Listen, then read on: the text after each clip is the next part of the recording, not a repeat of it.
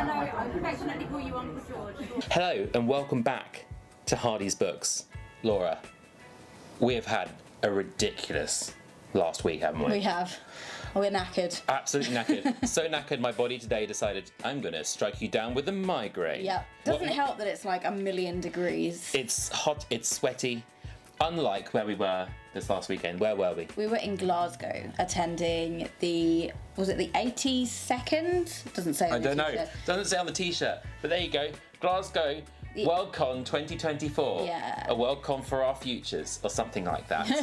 Let me say, it's an understatement of the century to say we had a great time. We did. We had a fantastic time. And this is your chance to live vicariously through us, through the amazing time we had. And we're going to fill you in post. In post. So strap in, guys. Strap in. Laura. Hello. Something has come between us. Business class.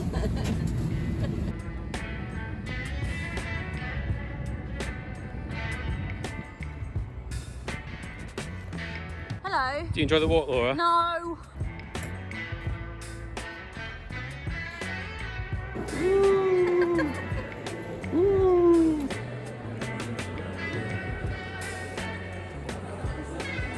We're kind of rushing because the first talk I wanted to go to was at 2. Yeah. And our flight landed at 12. Yeah. Amazingly, we managed to get our passes and get there and get to the first talk that we wanted to go to. Yeah. Which was Revolutions in Speculative Fiction. Which is really relevant to you, isn't it? The book that I'm writing has a very clear revolution narrative inside of it, so I was very keen to hear what they all thought. Ada Palmer, a very, very interesting person, and gave me a lot to think about. You know, revolutions, a lot of people think about revolutions as like, you know, a blank slate, but it really isn't. And so that was something I took away with me. So yeah. Be some further revisions of Ross's manuscript Maybe. as a result of that talk. Been here half an hour and we've already bought something. Oh, is it okay, Hardy? Apparently, Andrew's here, Andrew Watson, and he's dodged us. He's sitting somewhere else. Where is he? Let's find him. I see him. Laura, that's not him. Yes, it is. I see his little face. It is him. It's him. Asshole. So my name is Esther McCallum Stewart, and my pronouns are she and her.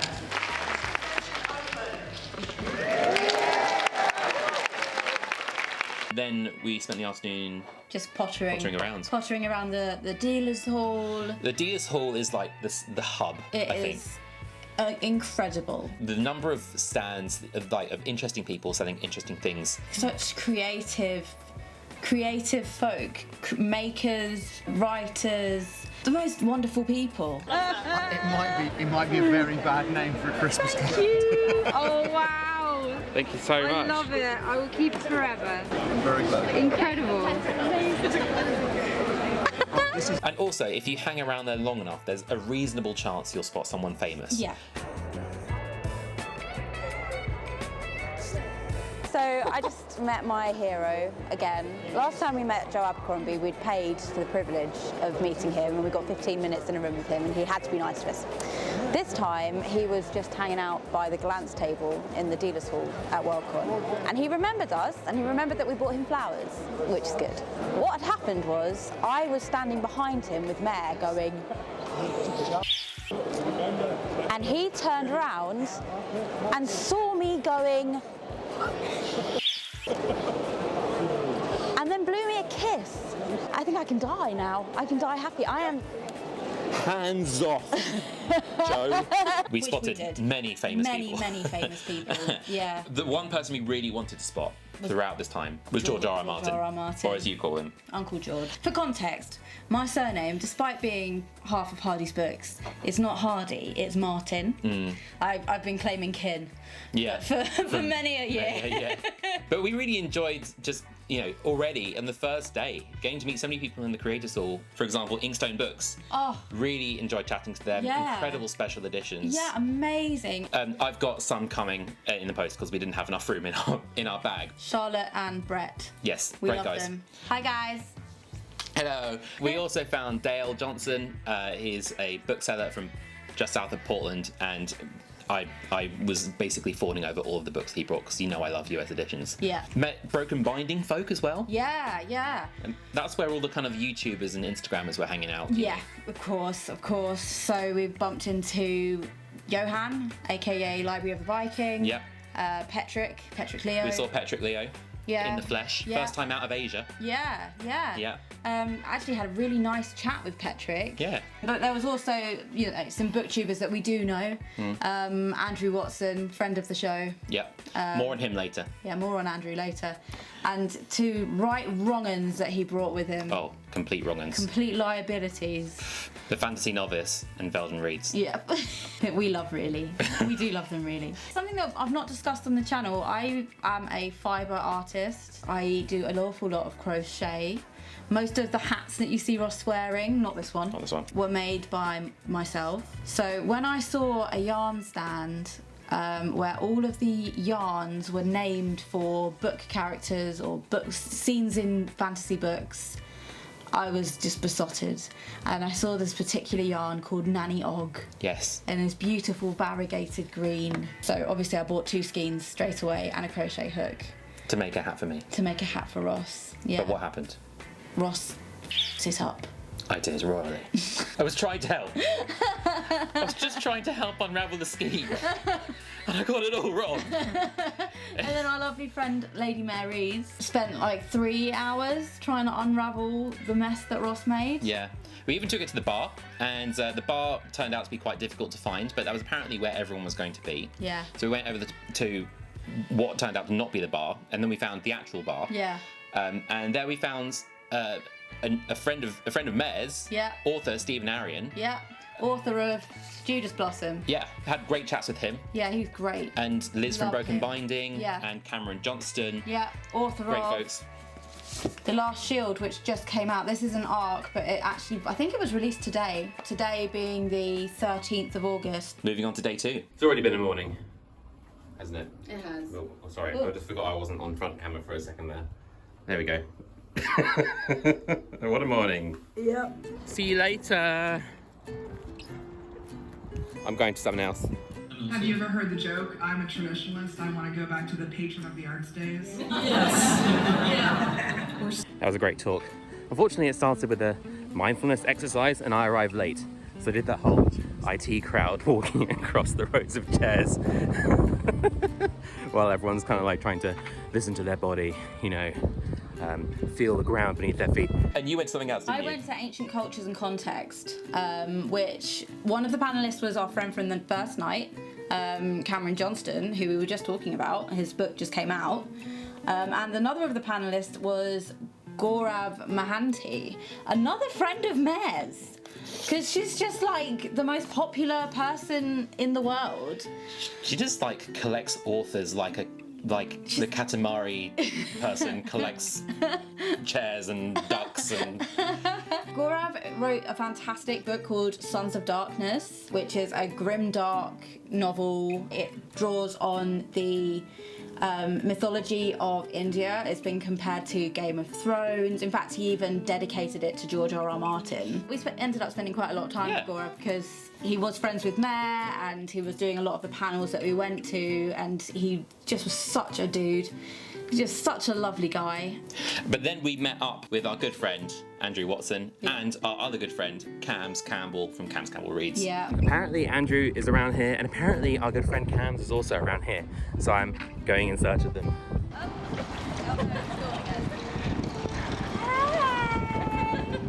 This is one of the perks of going to conventions, is getting to meet people who you know, but have never managed to give them a hug. Yeah. Getting to meet Andrew IRL and give him a proper little squeeze. And a little stroke his little head. Yeah. We had to give him lots of affection for all of the trolling that we do on his Discord. It's true. Yeah. We did. After that though, We were reunited with another famous person, weren't we? We were. Hello, it's us again. You guys, how you doing?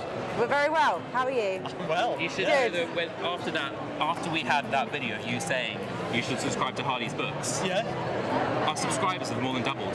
It's all thanks to you. it's my magic touch. You have a What can I say? Please, What can I say? please, can you sign my book? It's the Ross and Laura. Yes. I have a very specific question from a friend of ours. Okay. So she says, weird question that non-Americans might not be able to answer, which is why I couldn't answer it. Yeah. In book 2 of the first Law trilogy, there's a part where the dog man and his band are at the extreme left of the line and waves of Shankar attack them Oh, and yeah. they charge because the ground is in their favour. He's going to ask if it's based on Little Round Top at Gettysburg. Yes. Kinda, sorta, is my answer to that. Andrew, there's your answer. Kinda, Would sorta. you like to elaborate? Generally very influenced by American Civil War battles and stuff. So the Heroes is sort of based a bit on Antietam, bit Wow. on Gettysburg. It's a kind of, it's the first war where you get a lot of battles that have different zones. You know, you have a bit in a cornfield, a bit in a river, a bit in a bridge, so you can kind of get a bit more variety in texture. Awesome. Yes. Well, I wasn't expecting such a elaborate answer. There we you go, go. Andrew. You owe me a pint. What's the second question? Second question. Will you double our subscribers again? I mean, I can't promise anything. I mean, your subscribers is really your business, unless you want to, you know, pop up per subscriber sort of deal of some kind. I mean, then we could get talking. You can talk to my agent, We can talk to the Bank of Valentin Bulk and see what we can do. the Bank of Ireland Vault. Well, thank you so much. Thanks for coming out. Thank you. Thank you. Love you. So that was amazing. Yeah. We then went over to Golan's and got ourselves some temporary tattoos of the devils, which Yeah. is Joe's next book coming out next year. We love Joe Abercrombie so much we're putting him on our body. Okay, how do we do this? Come on. Oh, no, it's coming up. I think it has to be quite wet from memory of doing this as a child. You've had tattoos as a child. Didn't you? That's working. Okay. Is it damp enough? It needs to be damp. Quite wet. Oh no, wait, oh dear. Oh dear. Is It that has to be too really damp? quite wet. The good thing is that the quality of Golantz's books is really high. And do we leave it? How long do we leave it on for? Oh. Now that. Now you can cut out the entire first. So then what do we do in the afternoon? I went to a panel called Grimdark with a Smile, which is about how comedy and like gallows humour is so important if you're writing really like dark, bleak, muddy, gritty books. Yeah. And it was fascinating, and it was chaired by our lovely friend Gaurav Mohanty. Yeah, come on.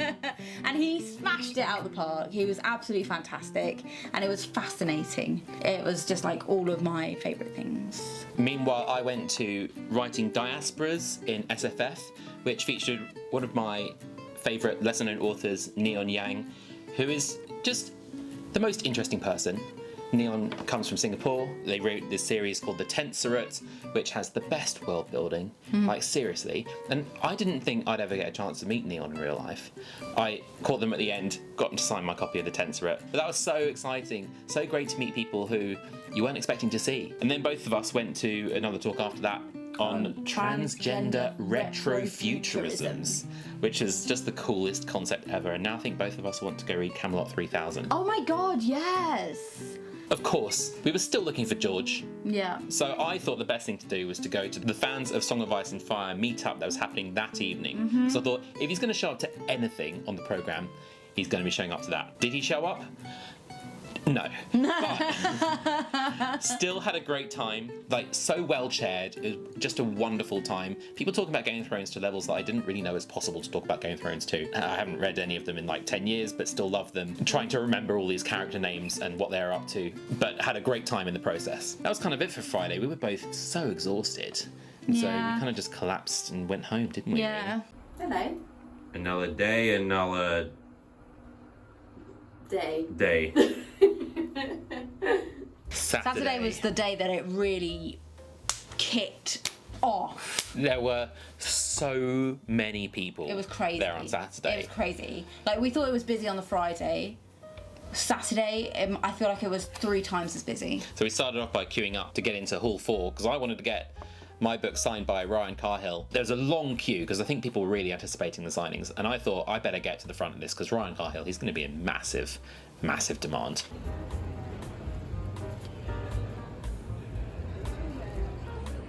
First in line. Meanwhile, the Robert Silverberg queue right next to it.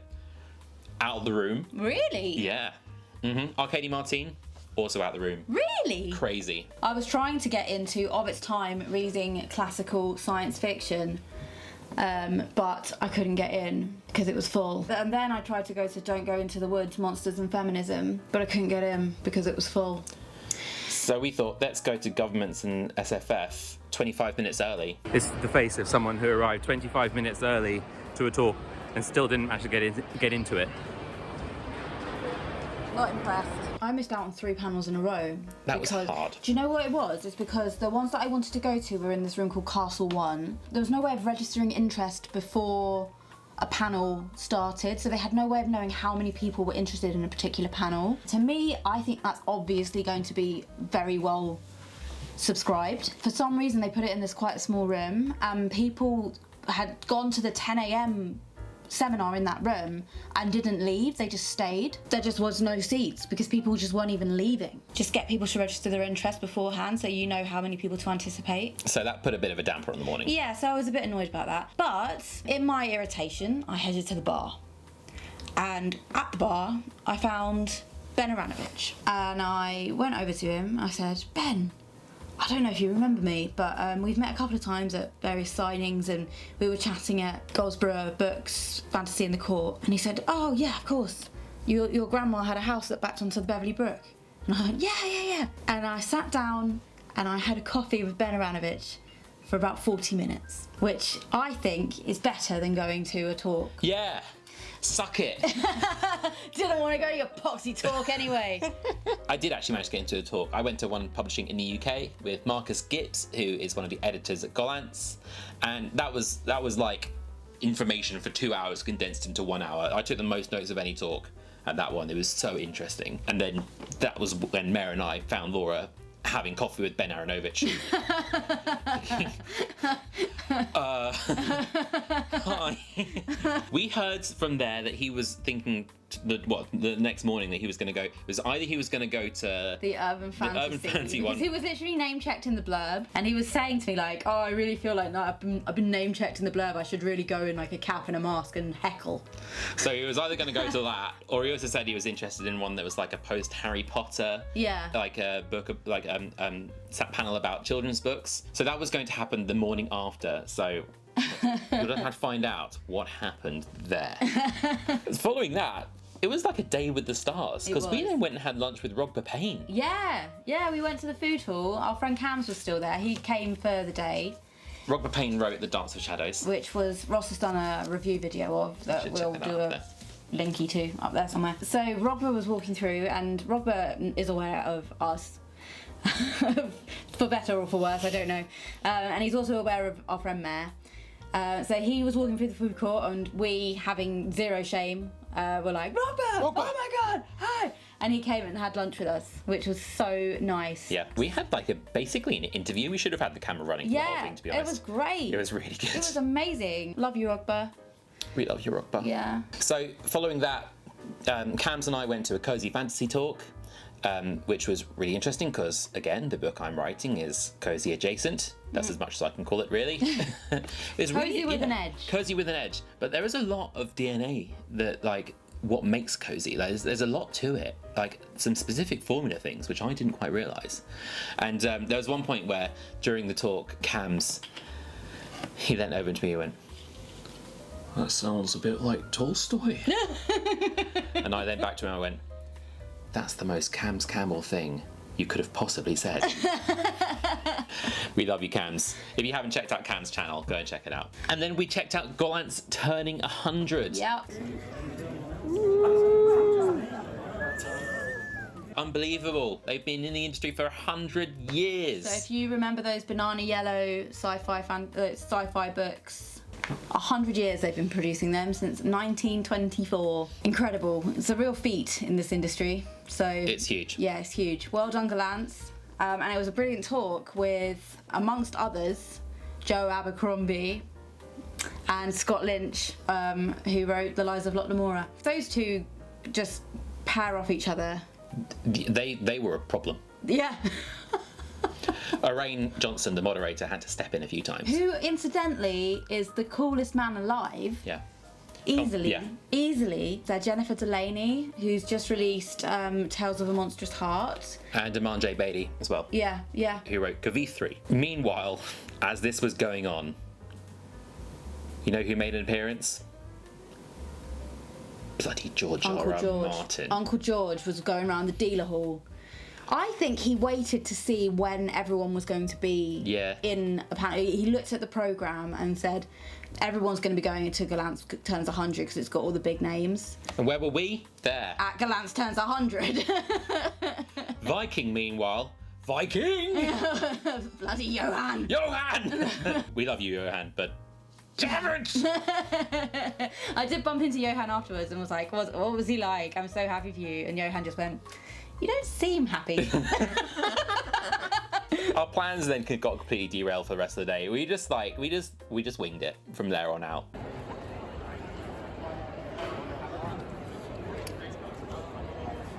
What is he wearing? Why? Andrew.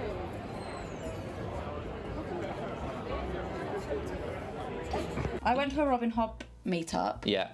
So a meetup of Robin Hobb fans, which was really, really great. It was really nice to be able to really talk about the intricacies of the series that I loved so much. Meanwhile, I went to a folk horror one that was really, really enjoyable. Came away with so many good tips and had the best remote panelist, and their cat. Oh, amazing. It was incredible. But then Laura had a migraine. And then I got a migraine. So she had to head home. Yeah. We were going to try and go to the masquerade ball, but the lights were a bit... I was starting to get migrainey, I got the aura. And I thought it had passed, but I got up and then suddenly it just descended and then the lights were going and I was like, oh my God. Yeah, so we had to... Too much. Had to go. Hello. Day 4. Sunday, the second day of the weekend. Dare I say, possibly even busier than the Saturday. Yeah. So we were there to find out which talk it was going to be that Ben Aronovich was going to go to. Was it going to be Urban Fantasy or was it going to be After the Boy Wizard? And it was... After the Boy Wizard. After the Boy Wizard. So I sat in the Urban Fantasy one, looking around like, where's Ben? Where's Ben? And I was like, there he is. Oh dear. If you haven't read the Rivers of London series, oh, you've got to read them. You've got to read them. I had some great times on Sunday. I managed to get into a table talk. So I was waitlisted for a table talk with Neon Yang. Again, table talk's just like a little round table of like about 8 people. Unfortunately for one person, but very gratefully for me, there was a dropout. And so I got in. I just came from an absolutely fantastic table talk with Neon Yang, hearing about their kind of literary journey and all of the kind of influences and balancing influences and the things they're working on now. One of the things I'm finding about Worldcon and about the talks is that it is intense. You need almost time to digest everything. But half an hour isn't really enough. But I'm now digesting food to help give my brain energy. What about you, Laura? Have I got curry sauce around my mouth? You're fine. I just went to a really interesting panel with Tasha Suri and Samantha Shannon about monarchy and why it's so compelling to readers and why power is so sexy and how power corrupts. It was absolutely fascinating, really good. Possibly the best talk I've been to since I've been here. Wow. What happened after that? Bad Girls of Sci-Fi Fantasy, which I think, I'm going to say it, was my favourite panel that we attended. Huge podcast energy. It was so good, and it's made me want to rewrite part of my draft. I would honestly just get Tasha Suri and Hannah Kane up. Just get 2 microphones. Yeah. And just record them talking to each other. Who was the moderator? She was fantastic as well. To Jenna Han, she was just so funny. So funny. And following that, we went to Death Wears My Sting, which had Chris Bjorman in it, the author of Between Two Fires. We were complete hypocrites because it was in the same room that Bad Girls of Sci-Fi Fantasy were in. We didn't need to move. We didn't leave. We just stayed in the room and... It was fine. It wasn't oversubscribed, so we were fine. Yeah. Christopher Bjorman is just such an interesting person, and big Shakespeare scholar. Yeah. Oh gosh, such an interesting bloke, honestly. Yeah. And a really, really nice guy. Following that, we thought, you know what? Can't be after the Hugos. Hugos last year had various controversies around it. Yeah. This year, We were interested, but also at the same time, you know, it's quite long. We were quite and hungry. We were quite hungry and we were quite tired. So we thought, let's go over to the bar and have some food. So we grabbed meth, but headed over to the Crown Plaza bar to get some dinner. Walked along the balcony. And then... Call him! I've just messaged him. He's not going to get here like I will bring him. Holy... Oh no, he's going!